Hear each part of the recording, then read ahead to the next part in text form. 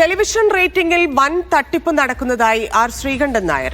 Landing പേജിന്റെ മറവിലാണ് ബാർക്കിലെ തട്ടിപ്പ്. ഇത് ചൂണ്ടിക്കാട്ടി താൻ ബാർക്ക് സിഇഒയ്ക്ക് കത്തയച്ചിട്ടുണ്ടെന്നും തന്റെ കയ്യിൽ ഇതിനെല്ലാം തെളിവുണ്ടെന്നും കേരള ടെലിവിഷൻ ഫെഡറേഷൻ പ്രസിഡന്റ് കൂടിയായ ആർ ശ്രീകണ്ഠൻ നായർ പറഞ്ഞു. KTF പ്രസിഡന്റ് എന്നുള്ള നിലയിൽ ബാർക്കിന്റെ സിഇഒയ്ക്ക് ഒരു കത്തയച്ചിരുന്നു. ഒരുപക്ഷെ അദ്ദേഹത്തിനെ ഷോക്കേൽപ്പിക്കുന്ന ഒരു കത്തായിരുന്നു അത്. ബാർക്കിലെ ചില ആളുകൾ ഈ ലാൻഡിംഗ് പേജിൻ്റെയൊക്കെ മറവിൽ തട്ടിപ്പ് നടത്തുന്നു എന്നായിരുന്നു എൻ്റെ ആരോപണം. ഞാൻ അദ്ദേഹത്തോട് പറഞ്ഞു, നിങ്ങളുടെ വിജിലൻസ് എന്താണ് അവിടെ ചെയ്യുന്നത്? ഈ ബാർക്ക് എന്ന് പറയുന്ന സ്ഥാപനത്തിൻ്റെ ക്രെഡിബിലിറ്റി നശിച്ചു പോകാനുള്ള സാധ്യതയുണ്ട്. ഇപ്പം ഞാനിങ്ങനൊരു കത്ത് ചെയ്യുമെന്ന് പറഞ്ഞ് നിങ്ങളൊരു കാര്യം ചെയ്യുക, ആൾക്കാരുടെ പേരെങ്ങോട്ട് എഴുതി തന്നു കഴിഞ്ഞാൽ ഞങ്ങൾ അവൻ്റെ കയ്യെ പിടിച്ച് ജയിലിലിടാം എന്ന് പറയുന്ന പരിപാടി വേണ്ട.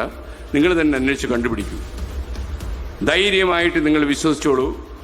കേരളത്തിലിപ്പോൾ ഏറ്റവും കൂടുതൽ ഹവാല പണം ഒഴുകുന്ന ക്രിപ്റ്റോ കറൻസി വഴിയാണ്. ഈ ക്രിപ്റ്റോ കറൻസി വഴി ബാർക്കിൽ തട്ടിപ്പ് നടന്ന ഉദ്യോഗസ്ഥന്മാർ ഇപ്പോഴുണ്ട്. ഇവരുമായി ചങ്ങാത്തം കൂടുന്ന ചില ലാൻഡിംഗ് പേജ് കക്ഷികൾ ഉണ്ട്.